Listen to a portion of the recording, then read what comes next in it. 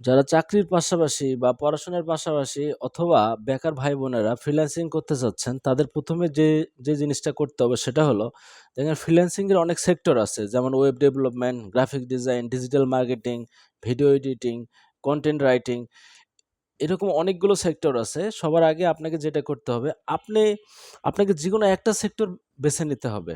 দেখেন আল্লাহ তাআলা প্রত্যেকটা মানুষকে কিছু গুণ দিয়ে পাঠাইছে। এইজন্য আপনাকে খুঁজে বের করতে হবে আপনি কোনটাতে বেশি ভালো। যেমন আপনি ধরেন প্রোগ্রামিং ভালো লাগে, তাহলে আপনারা ওয়েব ডেভেলপমেন্টে আসতে পারেন। আপনার ধরেন প্রোগ্রামিং ভালো লাগে না, তাহলে ডিজিটাল মার্কেটিং শিখতে পারেন। আপনার ধরুন আঁকাআঁকি ভালো লাগে, তাহলে গ্রাফিক ডিজাইনে আসতে পারেন। আপনার এগুলো কিছুই ভালো লাগে না, অথবা আপনি চাচ্ছেন যে না আপনার ভিডিও এডিটিং খুবই ভালো লাগে বা ভিডিও এডিটিং করতে ভালো লাগে, তাহলে আপনারা ভিডিও এডিটিংয়ে আসতে পারেন। অ্যান্ড এখন হয়তো ভাবতেছেন যে কোন সেক্টরটা ভালো হবে। আসলে ভালো সবই সেক্টর। এই সেক্টরগুলো অনেক বড়, বড় সেক্টর। কাজও অনেক। কিন্তু এই সেক্টরগুলোতে এক্সপার্ট লোকের অভাব। এজন্য আপনাকে ১ম এ যা শুরু করতে হবে সেটা হলো যেইটা ভালো লাগে সেইটা ৬ মাস, অন্তত ৬ মাস আপনাকে শিখতে হবে। তারপরে ৬ মাস কোথাও ইন্টার্ন করতে হবে। ১ম এ আপনাকে খুব তাড়াতাড়ি টাকার পিছনে যাওয়া যাবে না। কারণ টাকার পিছনে যদি আপনি ছুটতে যান তাহলে কিন্তু শিখতে পারবেন না। এইজন্য আপনাকে ১ম এ ভালোভাবে যেকোনো একটা সেক্টর শিখতে হবে। যদি কোডিং ভালো লাগে, প্রোগ্রামিং শিখবেন। কোডিং ভালো না লাগলে ডিজিটাল মার্কেটিং শিখবেন। আঁকাআঁকি ভালো যদি লাগে তাহলে গ্রাফিক্সে আসবেন।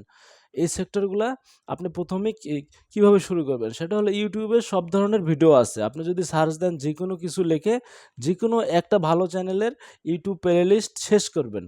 একটা ভালো চ্যানেল প্লেলিস্ট শেষ করবেন, তাহলে মোটামুটি অনেক কিছু শিখতে পারবেন।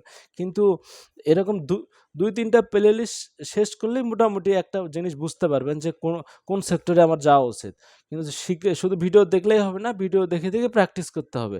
তাহলেই অনেক কিছু শিখতে পারবেন। তবে এখন YouTube এ সব ধরনের ভিডিও পাওয়া যায়। মোটামুটি আপনার রাস্তা দেখার জন্য YouTube এর ভিডিওগুলোই যথেষ্ট। তারপরে আপনি অ্যাডভান্স লেভেলের পরে বিভিন্ন কোর্স আছে, কোর্স করলেন বা Google থেকে শিখলেন। এভাবে আস্তে, আস্তে আপনাকে আগাইতেই হবে। আপনি যদি শুরু না করেন তাহলে বুঝবেন না আসলে কেমন। আসলে শুরু না করলে কখনোই বুঝবেন না এই জিনিসগুলো কেমন। আপনি যদি শুরু করেন, রেগুলার প্র্যাকটিস করেন, জিনিসগুলো সহজ আরকি। যারা শুরু করে, রেগুলার প্র্যাকটিস করে, সবকিছু আস্তে, আস্তে সহজ হয়ে যায়। কারণ আপনি ১ম অবশ্যই কঠিন মনে হবে। কিন্তু আপনি যখন কাজগুলা রেগুলার করবেন তখন জিনিসগুলো সহজ মনে হবে।